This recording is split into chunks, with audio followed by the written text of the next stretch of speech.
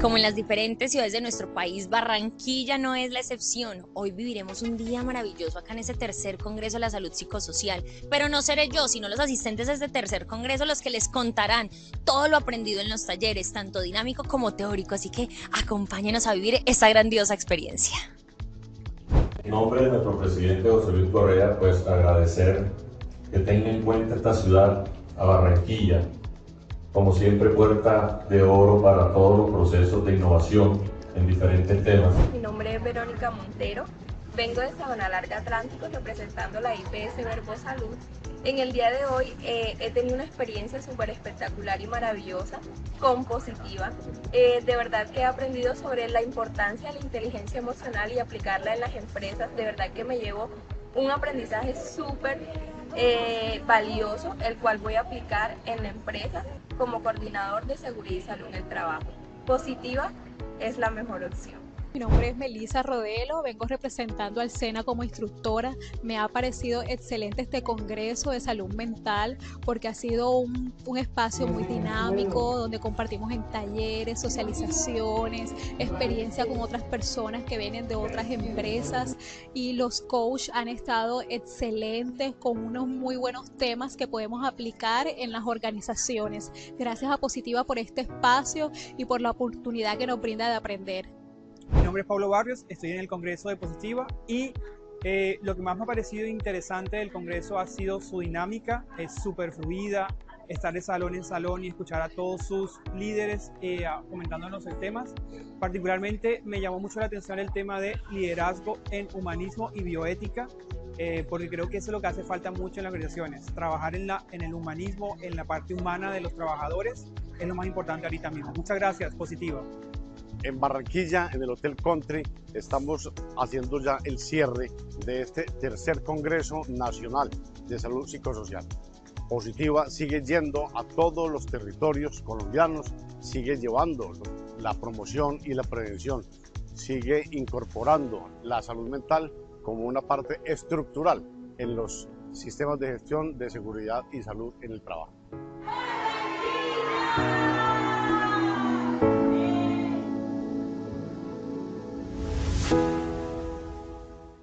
Muy buenas tardes a todos nuestros participantes. Desde Positiva Compañía de Seguros y Positiva Educa, les extendemos un respetuoso saludo. Mi nombre es Oscar Conde y tendré el honor de guiarlos durante esta sesión educativa de la Comunidad Nacional de Conocimiento en Neuroseguridad Aplicada en Prevención de Riesgos Laborales. Hoy con nuestra temática, lo que impulsó este 2025 y lo que potenciará el 2026 en neuroseguridad aplicada en prevención de riesgos laborales. Los invitamos amablemente a mantenerse activos y participar activamente en este evento virtual. Pueden utilizar el chat de preguntas para plantear cualquier duda o inquietud que pueda surgir.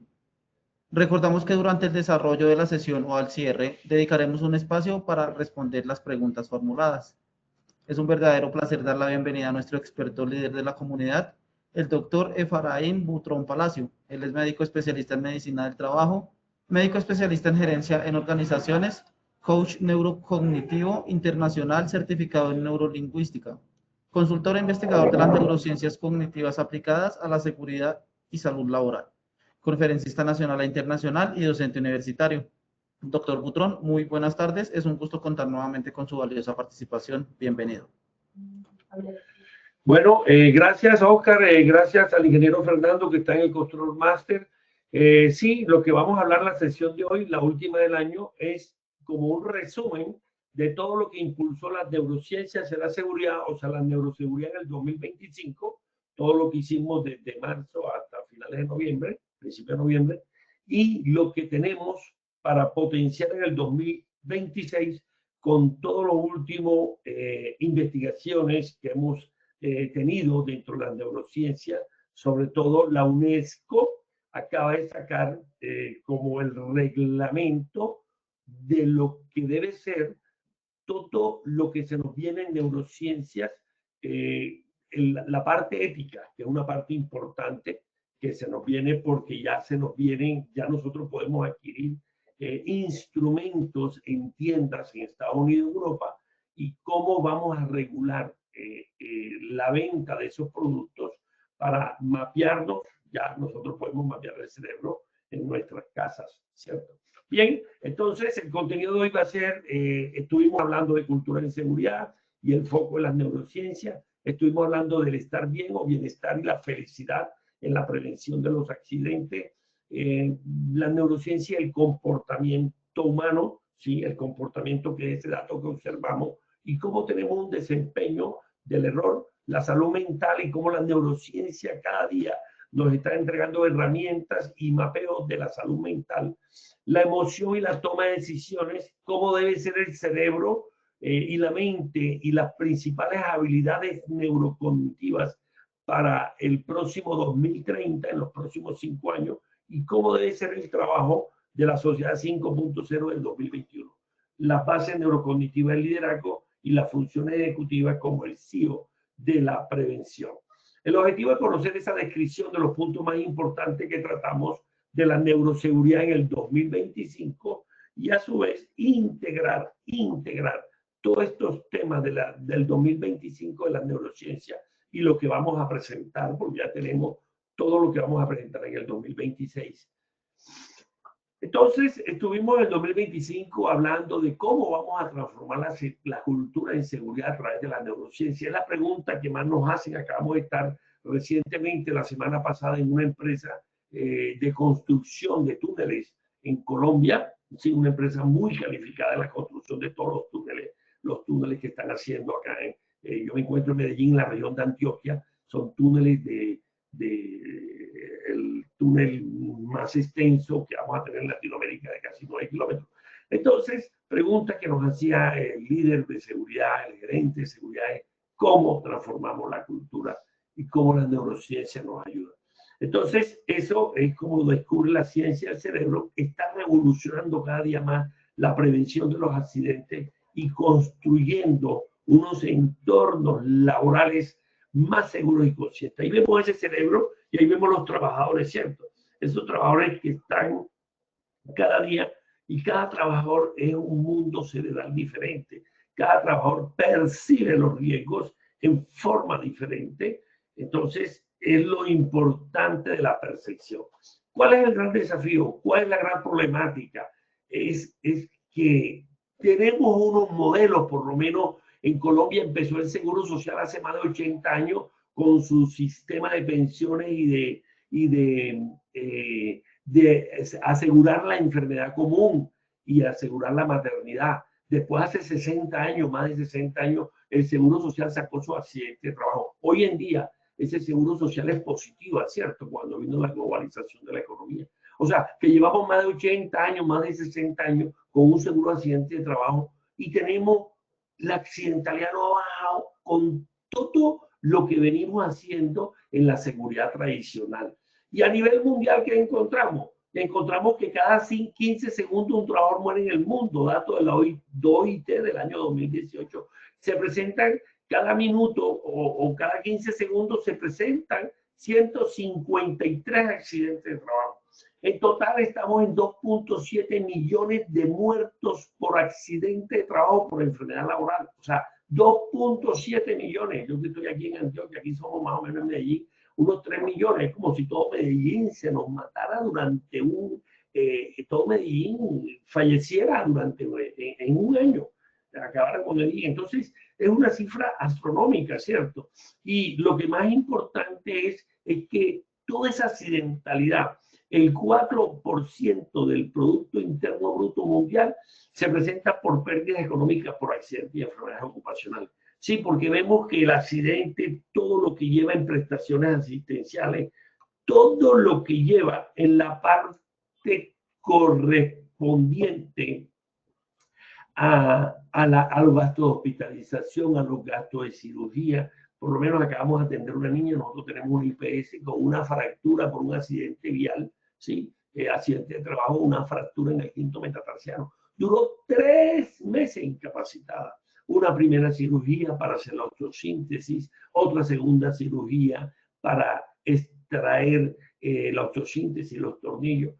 Son 3 meses incapacitada. Son 3 meses pagando prestaciones económicas, incapacidades, ¿cierto? Aparte del gasto de cirugía, son 2 cirugías todos los gastos que lleva el proceso de rehabilitación. Entonces, todo ese costo del accidente nos da unas pérdidas económicas, ¿sí? Por accidente, que es más o menos todos esos accidentes, los 2.7 millones, que estoy seguro que ya vamos a llegar a casi a los 3 millones de muertos por accidente y enfermedad, coge el 4 puntos del Producto Interno Bruto a nivel mundial de las naciones con más desarrollo. Ya se podrán imaginar en Latinoamérica que son naciones en vías de desarrollo, ¿cierto? Entonces, estoy seguro que puede llegar a un 5, 6, 7%. A pesar de todas estas inversiones millonarias, en medidas técnicas, equipos de protección, capacitaciones, hay que ver lo que por lo menos capacitamos todos los días en las organizaciones, en las inducciones, sobre todo en trabajadores nuevos. Y las cifras de accidentalidad grave se mantienen totalmente altas. En Colombia tenemos entre 500 a 600 muertos por accidentes de trabajo todos los años en una población más o menos entre 10 y 12 millones que está afiliada a la seguridad social, ¿cierto? Y en Colombia tenemos más de 500, 600 mil accidentes. Veamos las estadísticas de siniestros viales. Estamos por encima de los 6.000 muertos actualmente en este año. Ayer, no más, estoy aquí en Antioquia, un bus de una excursión escolar que habían terminado su año académico, ya iban para universidades porque terminaron su bachillerato, hubo 17 muertos y 20 heridos. Un bus que venía de Tolú de unas vacaciones aquí en Antioquia, en el municipio de Segovia, que eran del liceo del municipio de Bello. Entonces, fueron 17 personas muertas, ¿sí? Jóvenes, 16, 17, 18 años, que buscaban un futuro. Obviamente fue un siniestro vial, ¿cierto? Un precipicio. Entonces, la pregunta es, toda esta parte de por qué se presenta esta accidentalidad, la pregunta crucial es ¿por qué los enfoques convencionales, ¿cierto? Porque ese bus tenía que tener un plan estratégico de seguridad vial. Tiene que tenerlo porque ese es un bus que pertenece a una compañía privada. Entonces, ¿por qué todos estos enfoques convencionales no logran reducir estos números dramáticos? Y eso es lo que nos trae la neurociencia y eso es lo que nos trae la neuroseguridad en nuestro libro. La definición, la neuroseguridad de estudio científico es cómo el cerebro procesa los riesgos y cómo tomamos decisiones que pueden ser seguras o peligrosas en el entorno laboral. Entonces, lo que estudia la seguridad es el estudio del cerebro-mente, el procesamiento de la información y cómo tomamos decisiones para no tener errores humanos. Entonces, los errores, el 90% de los accidentes están relacionados con decisiones que son incorrectas y son fallos humanos en la percepción del riesgo. Entonces, el objetivo de la neuroseguridad es comprender y modificar todos esos procesos cerebrales, como ven ustedes en esa fotografía, en ese dibujo, ¿cierto?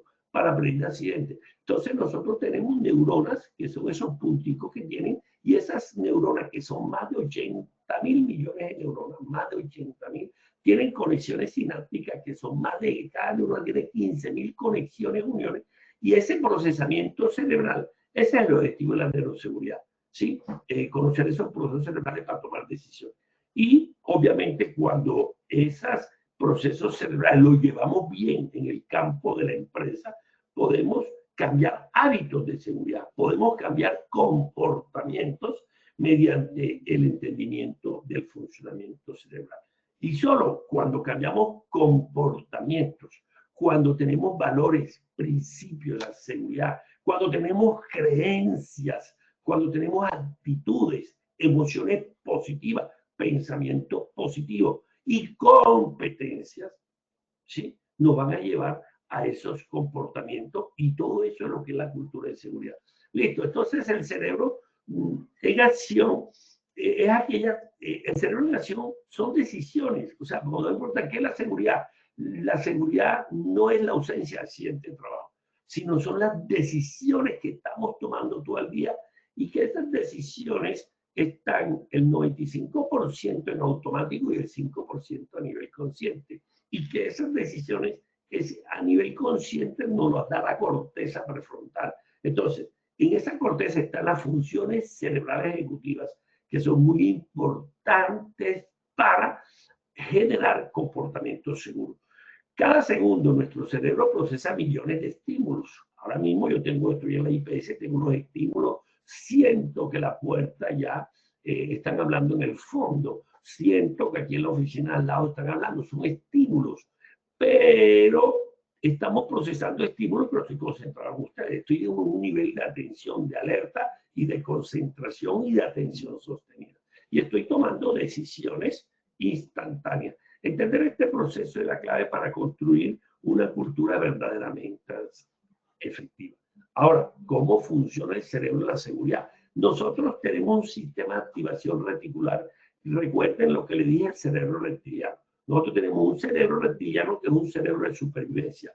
Un cerebro límbico que es el cerebro que procesa y fabrica las emociones y guarda la memoria a largo plazo, donde están todas nuestras creencias en la infancia. Y un cerebro que nos diferencia de los animales, que es el cerebro cortical, que es la corteza, la que piensa y la que nos diferencia de los animales. Y que la parte cortical más importante es esta parte de que está en la frente, que se llama corteza prefrontal, y ahí donde está la conciencia, y ahí donde está la toma de decisiones deliberada o voluntaria. Diferente al reptiliano, donde está todo el proceso automático. Entonces, en ese reptiliano está lo que llamamos el SARA. El SARA es el sistema de activación reticular.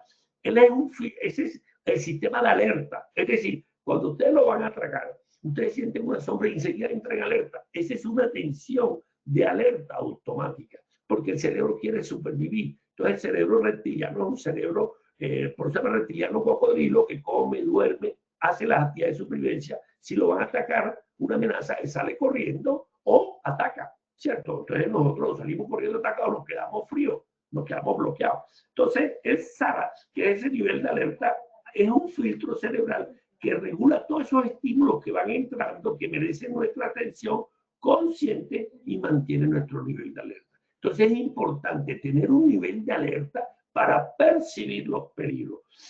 Hay unos estados que comprometen la seguridad. Cuando nosotros vemos comportamientos, son datos observables que yo registro y son los programas que dan resultados, que es seguridad basada en comportamiento. Pero estos programas hay que hacerlo con buena calidad de observación, con buena comunicación, con buena lingüística, con buena conexión, con buena, como decimos nosotros, conversaciones cruciales o poderosas. Cuando esos datos observamos, ¿qué pasaba? Que nosotros tenemos que ver qué está pasando por debajo, porque el comportamiento tiene que tener unas percepciones, tiene que tener unos pensamientos y tiene que tener unas emociones. Entonces, cuando nosotros percibimos, pensamos y tenemos emoción, de acuerdo a esa emoción nos comportamos. Entonces, hay unos estados que están por debajo de ese comportamiento, como la fatiga física, la fatiga emocional, la tensión neuronal, que podríamos decir la onda cerebral se dispara a 35 ciclos por segundo, estamos en estrés. ¿Sí? Y ese estrés sentimos frustración porque las cosas no nos salen bien. Si hacemos estamos manejando a velocidad insegura, ¿cierto? Es posible que el avión el buque que cayó ahora mismo haya sido un proceso de velocidad que es la causa básica más determinante de los siniestros viales, la velocidad y la falta de atención. Entonces, existen unos estados que están por debajo de ese comportamiento, que son los estados que nosotros decimos que nos llevan al error o nos aceleran o son precursores del error. Y entonces alteran nuestra capacidad de respuesta y de percepción. Y nosotros estamos en ese automático, en ese cerebro reptiliano, en ese cerebro emocional. Entonces, la mayoría de nuestras conductas seguras, de nuestros errores, los errores son hábitos automáticos construidos mediante la repetición constante de patrones de comportamiento. Por eso la seguridad no es solo cumplir normas. Nosotros ya, cuando estuvimos nosotros como proveedores del Seguro Social hace años, nosotros entregamos todos los procedimientos a vida de ruedas. Entregamos procedimientos de altura, espacio confinado, energía peligrosa, trabajo en caliente, maquinaria amarilla en el sector de construcción de obras civiles, entregamos izaje de carga y entregamos esas normas por allá en el año 1996. Y entregamos normas, instalamos guardas, pero nos dimos cuenta que aparte de eso tenemos que conocer el cerebro, tenemos que entrenar el cerebro para que la respuesta segura pueda ser de un nivel consciente, pasarlo a un nivel automático o no consciente. Para eso el cerebro tiene que estar bien, y por eso estar bien es bienestar. Entonces, un completo equilibrio de bienestar. Y hoy en día ya no hablamos de departamento, área de gestión humana, de talento humano.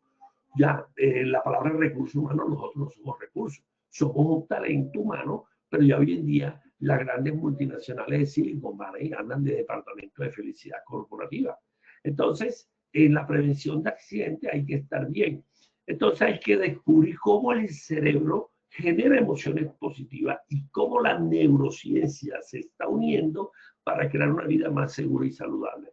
Entonces el cerebro y en la prevención, el enfoque neurocientífico, nosotros nos hemos basado en premios Nobel. Hay 4 premios Nobel que son importantes. Uno de Ramón y Cajal, que nos enseñó dónde está la neurona. ¿Qué es la neurona? Es el principio básico y funcional del cerebro de una neurona. Entonces la neurona tiene unos disparos eléctricos, o sea, tiene corriente eléctrica y tiene un neurotransmisor que se lo manda a la otra neurona.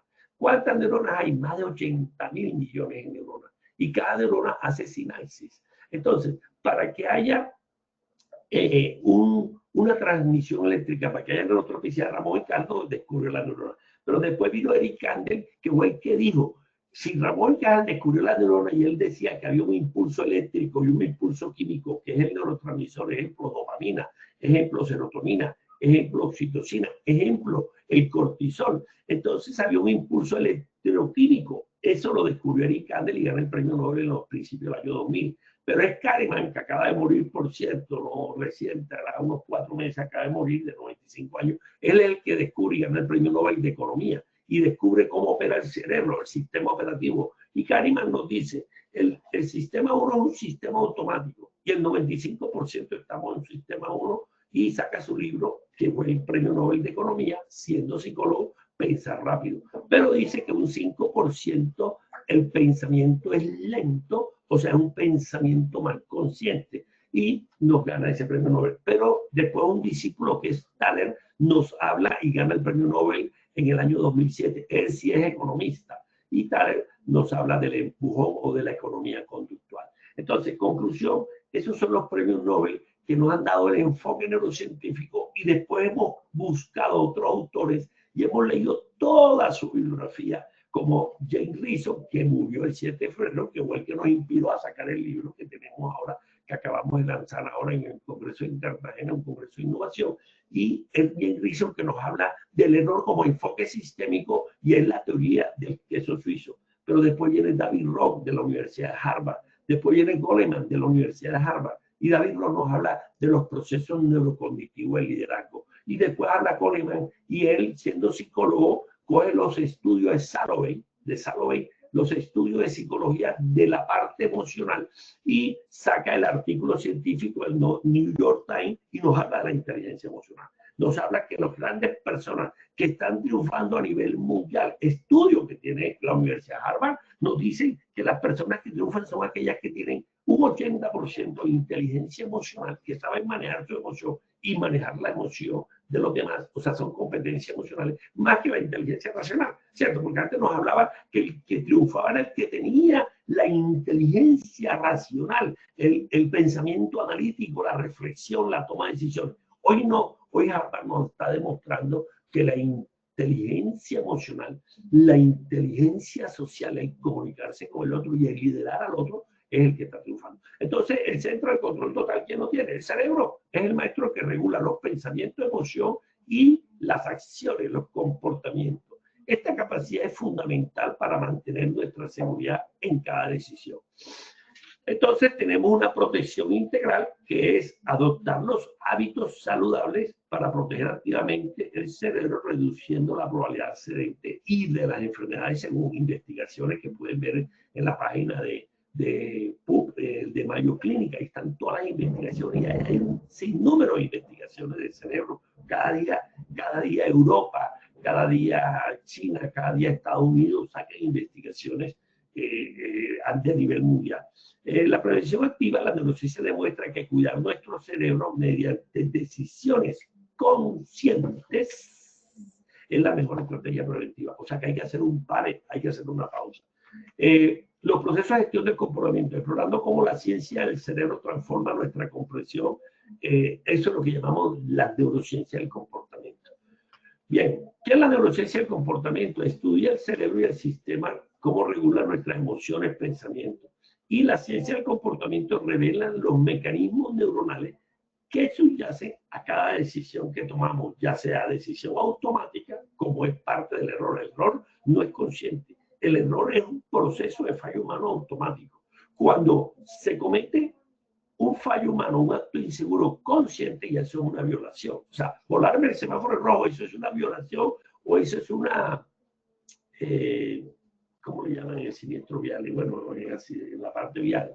En todo caso es una violación, ¿sí? Entonces, entender estos procesos biológicos permite gestionar el comportamiento en el sitio de trabajo y transformando la forma en que lideramos equipos y diseñamos experiencias. Entonces, tenemos un dato fascinante. Ustedes ahora mismo están leyendo esta diapositiva. Cuando leen este texto, lo están leyendo lingüísticamente. Millones de neuronas de ustedes se están activando en múltiples regiones cerebrales y están procesando una información. Me están viendo a mí, están viendo la diapositiva, una información visual, una información lingüística, porque el cerebro tiene un área lingüística, un área de Broca, y están haciendo una comunicación lingüística. Y también tienen un procesamiento emocional. Todo se está haciendo en milésimas de segundo. El error humano tiene una especificación cognitiva y la neurociencia ya cada día, los primeros estudios de Rizzo, tanto en el error humano médico como en el error humano en la aviación militar y en la aviación civil, como los errores humanos en Chernobyl, en la exploración aeroespacial del Challenger, cuando murieron 9 astronautas, Rizzo empezó a estudiar el error, exploró mecanismos cerebrales que subyacen al error. Rizzo era psicólogo, ¿cierto? Y fue mirando, junto con Rasmussen, la parte del control cognitivo del error y nos va a ayudar cada día a comprender mejor. Pero resulta que en el error existen unos sesgos cognitivos. Eso fue parte de lo que vimos en el 2025. Hablamos del error y los sesgos cognitivos. Y ahí empieza la disciplina de la heurística. Entonces la heurística es nuestro cerebro tiende a usar atajos mentales. ¿Por qué? Porque el cerebro pesa 1.400 gramos. 1.400 gramos en el hombre, 1.400 en mujer. La diferencia son 50 gramos, pero en una persona de 70 kilos, el cerebro es el 2% del peso de esa persona y consume el 20% de oxígeno y glucosa. Entonces, como el cerebro tiene que estar en una zona de confort para no consumir mucho oxígeno, él busca atajos mentales y esos atajos se llaman sesgos para él tomar decisiones en forma automática y no consumir mucho oxígeno y glucosa, ¿cierto? Entonces, esos atajos que toma el cerebro para tomar decisiones rápidas y pueden generar errores sistemáticos y patrones de pensamiento defectuosos. Entonces hablamos de múltiples sesgos. Por lo menos el sesgo que más existe en el accidente de trabajo es el sesgo de exceso de confianza. Pero por lo menos en medicina está el exceso de confirmación. Está en medicina el sesgo de anclaje. Es tan diferente al sesgo de familiaridad. Entonces está el sesgo de efecto ego. Está el sesgo de síndrome de Dunning-Kruger, ¿cierto? O sea, donde la persona piensa que sabe mucho y mentira, la persona no sabe. O está el otro que es experto, que él sabe bastante y él piensa que lo que él sabe lo tienen que saber los otros. Entonces, fíjate cómo el efecto de Dunning-Kruger lo tienen tanto las personas incompetentes como las que saben mucho. Esos sesgos hacen que se refuercen patrones erróneos y dificulten el aprendizaje. Y lo otro es la pereza cognitiva. ¿Sí? Expertos repiten errores por estos sesgos porque son tan expertos que ellos dicen, no, este experto dice que es así. No son flexibles cognitivamente y es parte de una función cognitiva que se llama la flexibilidad cognitiva. Y es una habilidad para el futuro del 2030 tener flexibilidad cognitiva, sobre todo lo que está avanzando notablemente este mundo hoy.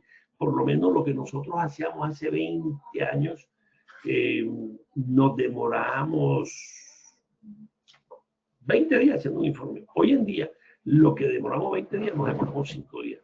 Y se espera que en los próximos 5 años, lo que yo me demore 5 días, me voy a demorar un día. O sea, el conocimiento, la inteligencia artificial, todo lo que se viene de inteligencia, la sociedad 5.0 y la robótica, ha hecho que tenemos que ser flexibles cognitivamente. O sea, estamos siendo en tecnología cada día y sobre todo estudiando el cerebro, ¿cierto? Y estudiando los robots. Entonces, muchos de los expertos tienen pereza cognitiva y tienen una resistencia a ese cambio, a esa flexibilidad en esos esquemas mentales que tienen. Conclusión, comprender el error para mejorar la toma de decisiones, tenemos que mitigar seco, revalorizar el error y si nosotros controlamos el error, que es la base de la neurociencia, la neuroseguridad, y mitigamos esos sesgos cognitivos, atajos mentales, vamos a tener un aprendizaje más efectivo porque no vamos a tener error, ¿cierto? Entonces, el error no es el enemigo del conocimiento. Por eso hoy en día hablamos de cultura justa. Cultura justa es el que tú no le tengas miedo a ver el error como un fallo, o sea, que es de la persona, ¿no? El error es sistemático, como nos lo demostró la teoría del queso suizo, de la teoría del queso, de la barrera de James Rizzo, sino que es el mejor maestro para el viaje de la excelencia cognitiva. No hay error que no sea humano y no hay un ser humano que no cometa errores. O sea, el error vino dentro del proceso humano para crecer, para hacer ideas. Thomas Edison creó o inventó la luz eléctrica después de 2000 fallos, después de 2000 errores. Cuando él le preguntaban que por qué tuvo muchos errores, dijo, no, para mí cada error era un aprendizaje. O si no, no hubiera llegado a la energía. Entonces, el error es de la naturaleza humana. Bien, también hablamos en el 2025, así como hablamos de la felicidad, como hablamos del error, como hablamos de la cultura, también hablamos de la salud mental. O sea, hoy en día, después del COVID, estamos en una pandemia mental. Antes veíamos 100 pacientes, veíamos 7 ansiedad y depresión. Hoy no. Hoy estamos viendo casi el 33% de ansiedad y depresión. Entonces, hoy en día hay un nuevo paradigma para comprender, prevenir, sobre todo la generación Z, que es la generación de 18 a 25, 26, 27 años. Esa generación no es tan resiliente como éramos nuestros abuelos, que eran más resilientes. Es una generación más de un mundo Bani. Un mundo Bani es de cristal, o sea, le llaman generación de cristal porque no es tan resiliente. Tiene un emprendimiento, falla y ya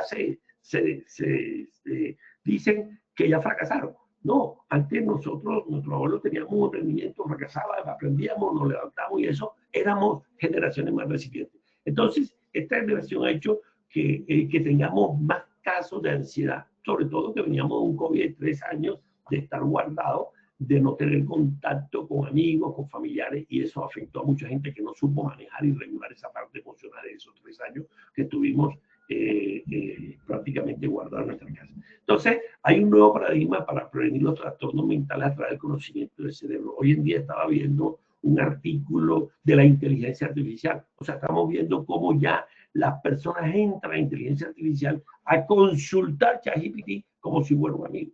Entonces empiezan a preguntarle también problemas de trastornos mentales, problemas de emociones, y ellos piensan que están hablando con alguien humano porque no tienen amigos. Entonces resulta que es una máquina. Entonces estábamos viendo también esa parte de todo lo que se viene. Entonces la revolución de la neurociencia y la salud mental tenemos una comprensión más profunda y estamos utilizando equipos como la resonancia magnética funcional, equipos como el mapeo cerebral. Yo puedo mapear y puedo saber quién está en ansiedad, quién está en depresión, quién tiene trastorno de atención o quién tiene problemas de control de impulso o de hiperactividad. Son los famosos niños. Entonces ya la comprensión es más profunda porque tenemos mapeo. Antes no. Antes los neurólogos hacían eran los famosos electroencefalogramas. Ya no, ya los neuroingenieros de biomédica nos están ayudando con eso. Y estamos haciendo tratamientos más inteligentes. Por eso la UNESCO está regulando todo lo que se viene porque ya tú puedes tener un mapeo, tú haces un diagnóstico y haces un neurofeedback, o sea, haces un entrenamiento de tu proceso de atención, de tu proceso de memoria, de tu proceso de control inhibitorio. Ya lo puedes comprar en el mercado de Europa, en el mercado de Estados Unidos. Entonces tenemos que ver cómo vamos a manejar esa compra de esos mapeos y de esos neurofeedback de entrenamiento. Estos son lo que tenemos. 970 millones de personas afectadas. Población mundial con ansiedad, con depresión, con ideas suicidas. El 40% con neuroimagen mejora el diagnóstico. O sea, si los psiquiatras ya están utilizando el mapeo cerebral, que es el registro eléctrico, coloco los electrodos, porque el psiquiatra antes era una consulta subjetiva, el psicólogo era una consulta subjetiva. Entonces ya los neuropsicólogos están utilizando la neuroimagen, están utilizando el mapeo. tomo el registro eléctrico, lo llevo a un computador y me doy cuenta dónde está el problema de la ansiedad, dónde está la amígdala, por áreas, y eso es los software que nos están dando eso. Y va a ser 3% más efectivo este tratamiento. Aparte que tenemos una neurogenética y tratamiento. La identificación genética podemos saber a través de un genoma, a través de un mapeo cromosómico. Yo estudio mis cromosomas, obviamente unos estudios muy profundos, podemos saber quiénes pueden tener más probabilidad de tener una esquizofrenia, un trastorno bipolar o una depresión mayor. Sí, se dice que el papá que es feliz, hay un 50% de personas que sea más feliz. Si el papá es depresivo, hay una alta probabilidad de que tú seas depresivo. Entonces, la identificación genética nos está hablando mucho de la neurogenética para ver cómo vamos controlando eso. Así existe la farmacogenómica, ¿cierto? Que es la medicación de acuerdo a ese perfil genético individual y vamos mirando respuestas terapéuticas. Bien, entonces la aplicación en la prevención descubrimos cómo podemos transformar la seguridad y salvar vidas. Para esto, la innovación está en que podemos hacer una evaluación neurocognitiva de neurocompetencias, ¿sí? Evaluación de la atención, por lo menos nosotros en nuestros estudios, el acto inseguro, la falla humana, ¿sí? El error, más del 30% se da por un proceso de atención, ¿cierto? Entonces tenemos que saber, bueno, el proceso de atención era que él tenía una distracción emocional o de verdad tiene un trastorno de déficit de atención como función ejecutiva cerebral. También ver la memoria operativa. Entonces nosotros en los errores humanos más del 50% de atención y un 30% era, se le olvidaba algo. Hay que ver si esa memoria operativa es de corto plazo o si hubo un proceso de lapsus. Los errores se dividen de LIS, proceso de atención, o lapsus, proceso de olvido. O equivocaciones, que es por conocimiento, no tengo el conocimiento, soy nuevo, o no me sé la regla o la regla está equivocada, entonces me equivoco. Entonces, ¿cómo es la velocidad de procesamiento? ¿Cómo es la flexibilidad cognitiva? ¿Cómo tolero el estrés? Entonces, la personalización estratégica es diseñar planes de prevención adaptados al perfil cognitivo de ese trabajador. Y de acuerdo a eso podemos hacer un entrenamiento neurocognitivo y podemos, de acuerdo al sitio de trabajo, hacer lo que llama la neuroergonomía aplicada. Precisamente en la empresa que tuve la semana pasada, ellos tienen un sistema de pantalla para ver los túneles. ¿Cuántas pantallas tenían? Serían más de 80 pantallas. ¿Cuántas personas había? Habían 20 personas controlando el túnel. Claro, porque el túnel están pasando carros que van, carros que vienen, y si hay un choque ellos tienen que ver y tienen que hacer la atención del siniestro, la atención de la emergencia. Y más si es un vehículo eléctrico y se incendia. Entonces ellos están 8 horas viendo pantalla y pasando miles de vehículos. Y hay 8, 10, 12 personas y hay 80 pantallas. Entonces ahí entra la neuroergonomía a optimizar ese entorno laboral de tanta pantalla. Y así como hay ese proceso, hay procesos eléctricos, procesos de energía nuclear, donde todo se controla pantalla, o la misma policía controlando cámaras y miles de cámaras. Entonces, la neuroergonomía entra a optimizar ese entorno laboral para ver la carga cognitiva que tú tienes de 8 horas, porque tú tienes que estar atento, porque si no estás atento no te das cuenta del choque en el túnel, no te das cuenta dónde están robando las pantallas, dónde te das cuenta cómo está la industria nuclear, dónde te das cuenta cómo está la transmisión eléctrica. Entonces ahí entra la neuroergonomía para ver esa parte cognitiva. Y me decían los ingenieros, es que nosotros también trabajamos en la noche, porque tenemos que ver el turno en la noche, de 7 a 7 de la noche, ¿cierto? Y las capacidades atencionales del ser humano. Entonces, hay muchas empresas que ya están utilizando la neuroseguridad y que esto está dando impacto en la accidentalidad. La gente me pregunta, ¿pero cuánto es el impacto? Más o menos está un mínimo un 40% de impacto en la accidentalidad. Entonces, la neurociencia, menos accidentes, mayor bienestar y obviamente mayor productividad.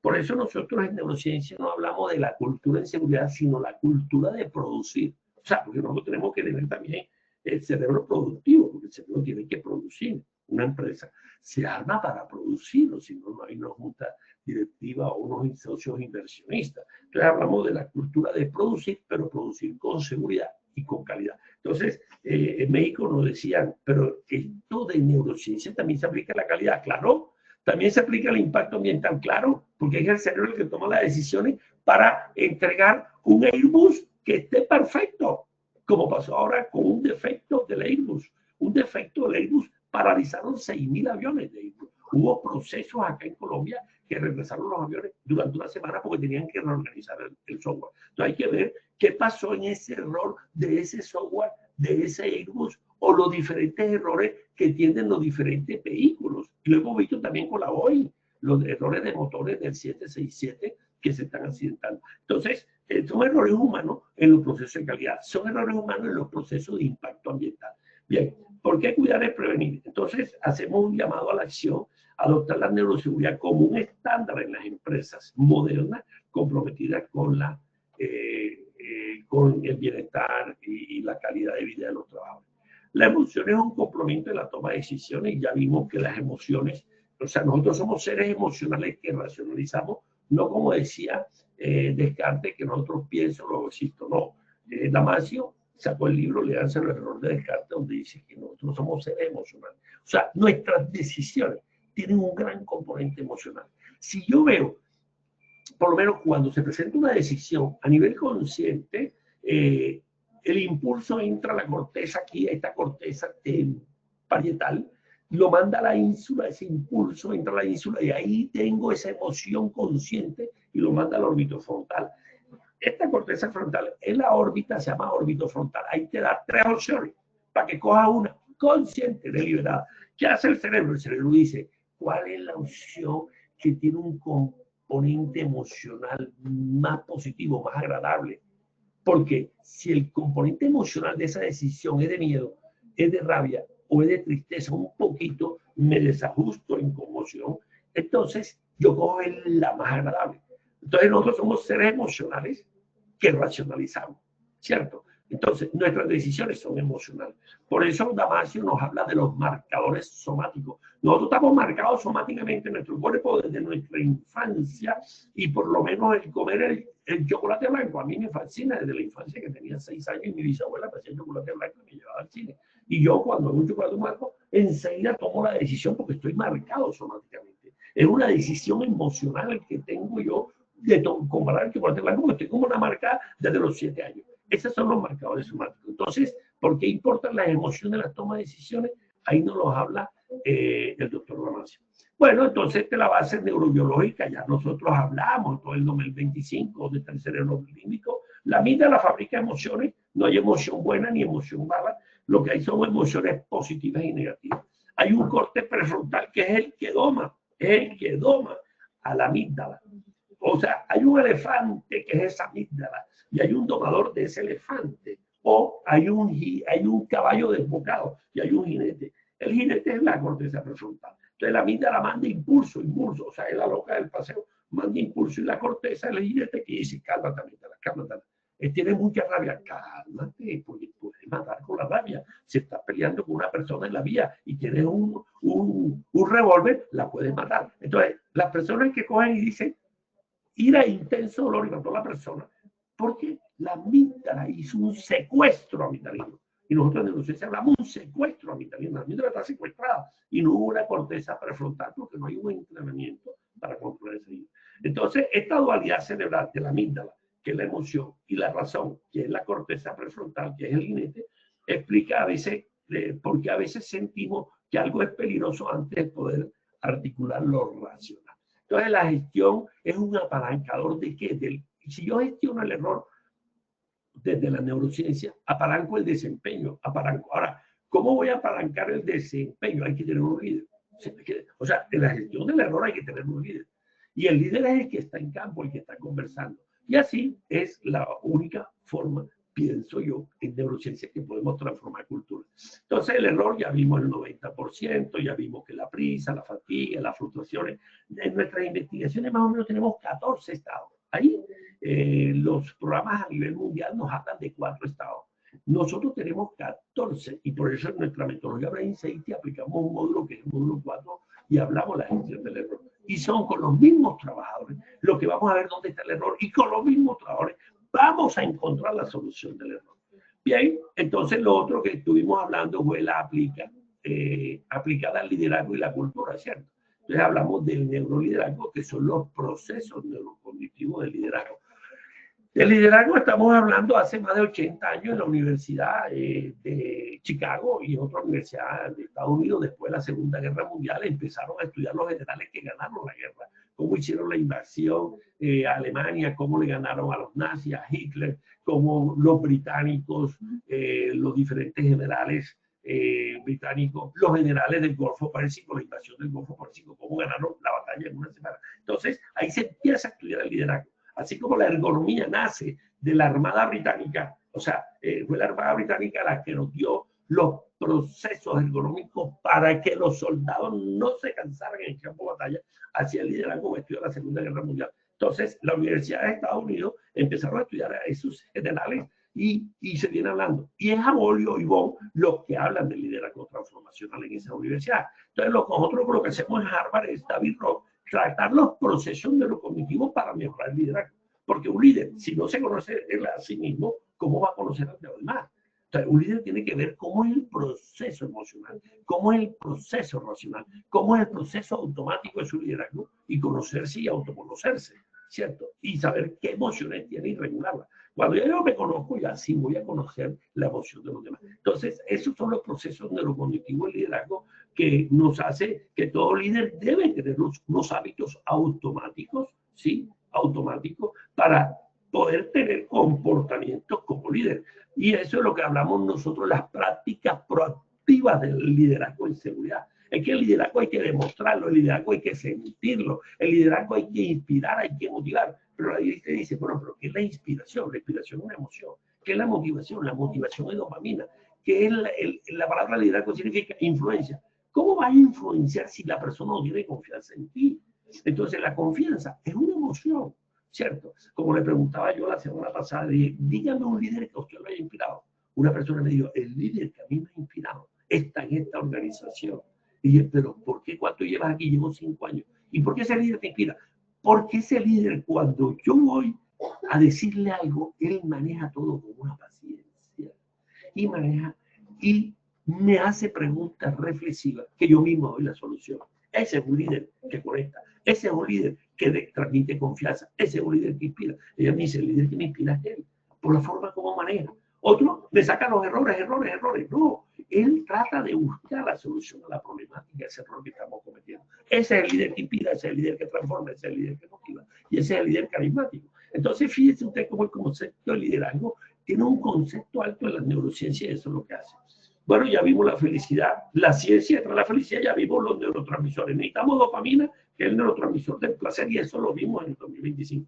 Necesitamos la oxitocina, que es el neurotransmisor de los abrazos, la empatía, la serotonina de los logros, de la felicidad, del entusiasmo y la endorfina, otros neurotransmisores que tenemos. Bien, esos son neurotransmisores que tenemos. El trabajo del siglo XXI, ya en Davos, Suiza, hubo una reunión y ahí busquen el documento de las habilidades que tienen, o las habilidades neurocognitivas que tienen que tener los líderes en el 2030. Bien, esto ya lo vimos, son 86.000 millones de neuronas, cada neurona entre 10.000 a 15.000 conexiones, y eso es lo que hablamos de neuroplasticidad. En la figura ven ustedes la neuroplasticidad, son las conexiones. O sea, para cambiar cultura, tenemos que cambiar comportamiento. Para cambiar comportamiento, cada comportamiento que vamos a cambiar, tiene que haber neuroplasticidad. Sin neuroplasticidad, no hay cambio de comportamiento. Entonces, el trabajo del siglo XXI y la neurociencia, para eso viene ya el entrenamiento cognitivo, potenciando atención, memoria, control ejecutivo, control inhibitorio, flexibilidad, organización, planificación. La organización es parte importante del orden y aseo. Cuando nosotros hacemos aquí consulta de investigación, nos damos cuenta que el 30% de la causalidad de la accidentalidad es por desorden, orden y aseo. Bien, hoy en día se utiliza mucho el mindfulness. El mindfulness es como una meditación que han adoptado los americanos después que estuvieron en el Tíbet con los monjes tibetanos. Belan Chahar, que es el docente de felicidad de Harvard, estuvo 3 años y él lo que hizo fue adaptar todo eso y traerlo acá a Occidente. El escudo en el 2026, entonces vamos a hablar en el 2026 del trabajo del siglo XXI, en el 2026 vamos a hablar del escudo, o sea, las neurociencias, cómo es el escudo para cambiar el paradigma. O sea, como que lo que nosotros queremos, y muchas multinacionales ya nos están llamando, nos llamó una multinacional de Escocia que tiene más de 150 años de fundado, otra multinacional de Londres, otra multinacional de las islas petroleras de México, otra multinacional, porque ellos están buscando otra forma diferente de hacer seguridad, porque se han dado cuenta que tienen la seguridad tradicional y no ha bajado. Entonces, como le digo yo, es que el futuro de la seguridad es humano. El futuro es humano. Como dice aquí el lema de Positivo Educa, el futuro es humano. Y como humanos, los líderes tienen que ser humanos.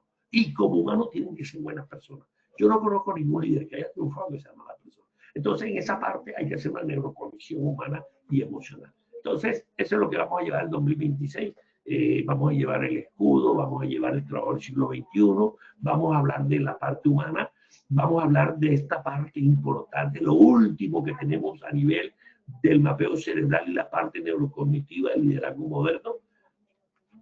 Vamos a hablar de por qué la neuroseguridad es clave, ya sabemos, nosotros tenemos más de 8 estudios. Precisamente estaba haciendo un curso este fin de semana, yo hago unos cursos internacionales, estamos hablando de neuroseguridad, y había una alumna que tiene la maestría en neuropsicología y psicóloga, es especialista en administración de salud profesional y acaba de tener una maestría, y la tesis de su maestría fue cómo el estrés afecta las funciones ejecutivas.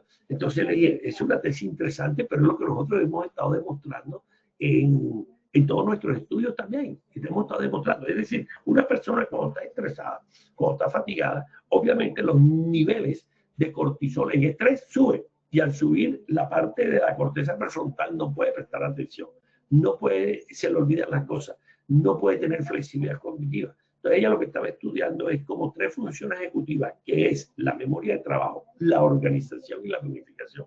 Y el control inhibitorio se afectaba en caso de estrés. Y eso es lo que estamos demostrando. Entonces, ¿por qué la neuroseguridad es clave? Por todo esto que estamos demostrando, y nosotros tenemos más o menos 8 investigaciones. Y acabamos de sacar ahora el modelo de inteligencia artificial, que es un modelo predictivo del error humano. Bueno, para terminar, tenemos las funciones ejecutivas, ¿sí? Las funciones ejecutivas le hablamos nosotros como el eslabón perdido, ¿cierto? El eslabón perdido, ¿sí? Porque la función ejecutiva es lo que va más allá de las normas. Bien, entonces la función ejecutiva es el CEO, el gerente interno que controla la seguridad. Para eso tenemos una corteza prefrontal, dorsolateral, órbito frontal. El órbito frontal, ya se lo dije, es el que da 3 decisiones.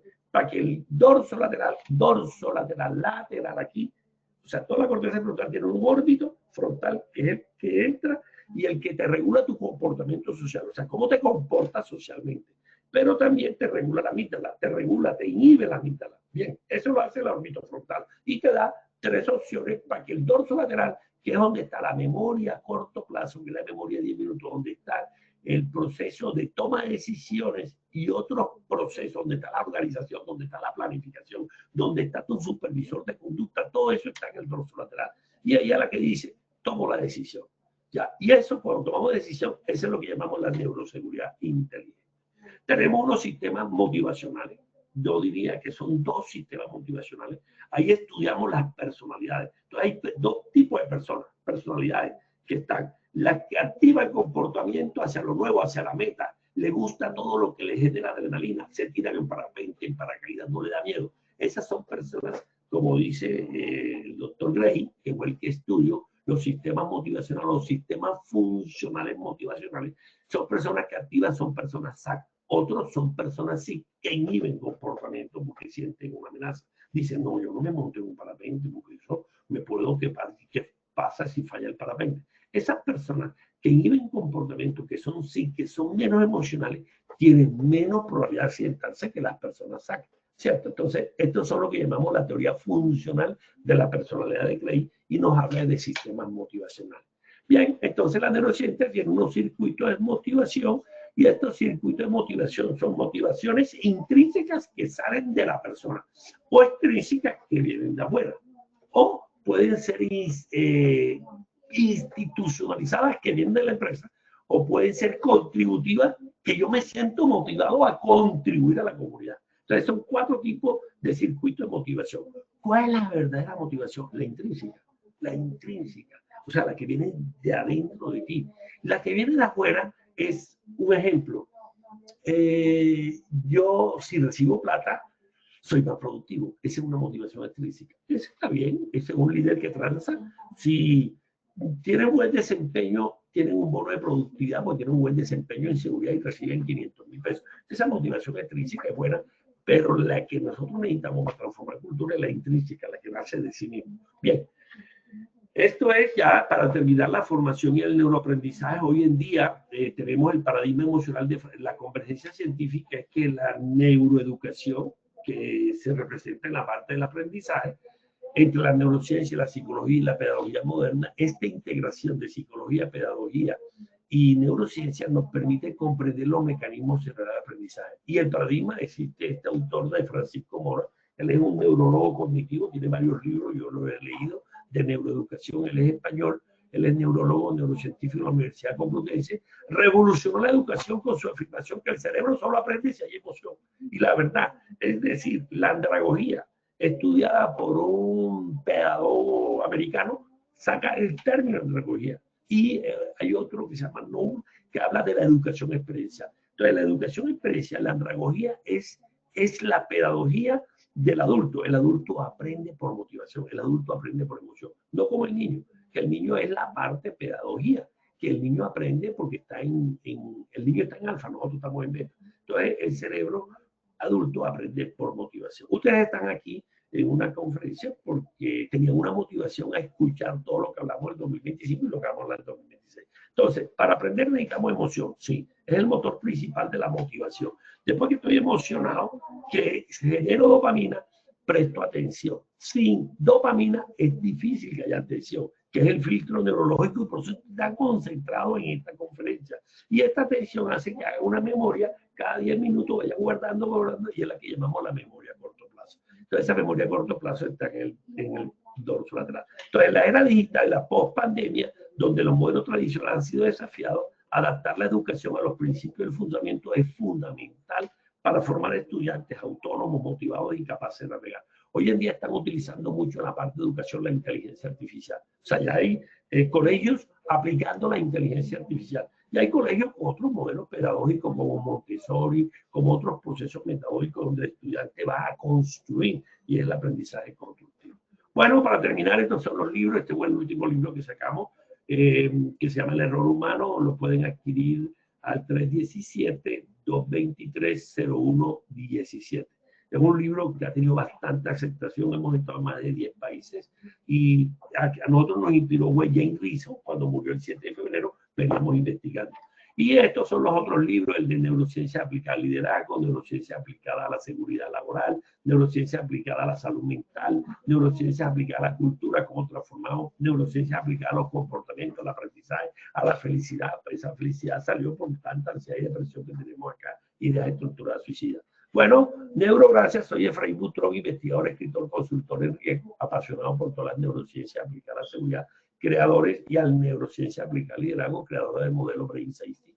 Los invito a mi canal YouTube, o sea, hablar de 50 minutos de cerebro y todo lo que hablamos en 2025 es corto, hay ahí más de 60 videos y entren también a los reels y todo eso de YouTube que tengo yo y que en 2-3 minutos ampliamos eso. Bueno, esto es lo que quería. Oscar, adicional. Doctor, no tenemos más preguntas, doctor. Quisiera decirle mil gracias por compartir su experiencia y conocimiento con nosotros.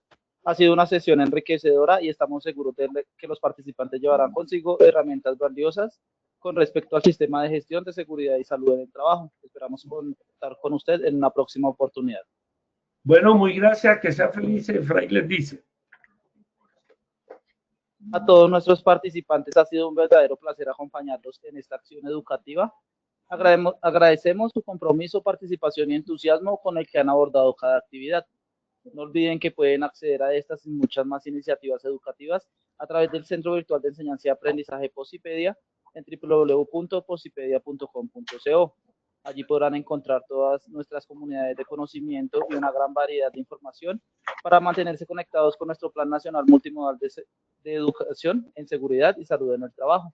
También encontrarán nuestros cursos del Sistema de Gestión y Salud en el Trabajo de 50 y 20 horas para que lo puedan desarrollar con nosotros. Los invitamos a descubrir más sobre nuestras acciones educativas en www.posipediatalleresweb.com. Les recordamos que el certificado de este evento web se generará para todos nuestros afiliados dentro de un periodo de 1 a 8 días hábiles después de la finalización de esta actividad educativa y podrán acceder a él a través de nuestra Wikipedia.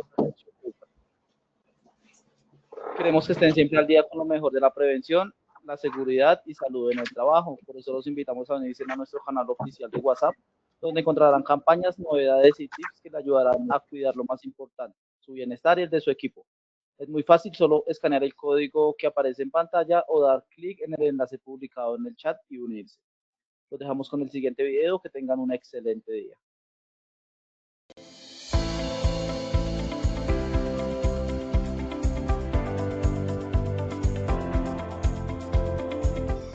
A este congreso no solamente vinimos a aprender, sino a vivir una experiencia transformadora. En este cuarto Congreso de la Salud Psicosocial en esta maravillosa Ciudad Blanca, no solo crearemos un evento académico, sino un evento con propósito, calidad humana y profesionalismo, porque queremos que expandas tu mirada, que eleves conciencia y que seas generoso con tus conocimientos. Por eso contamos con expertos de altísima calidad que te van a llevar en esta experiencia educativa el día de hoy.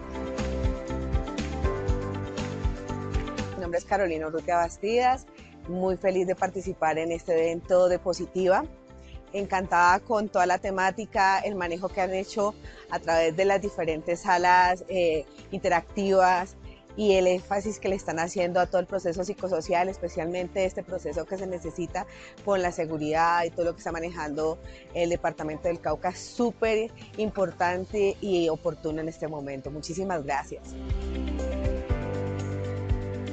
Hola, mi nombre es Ana María.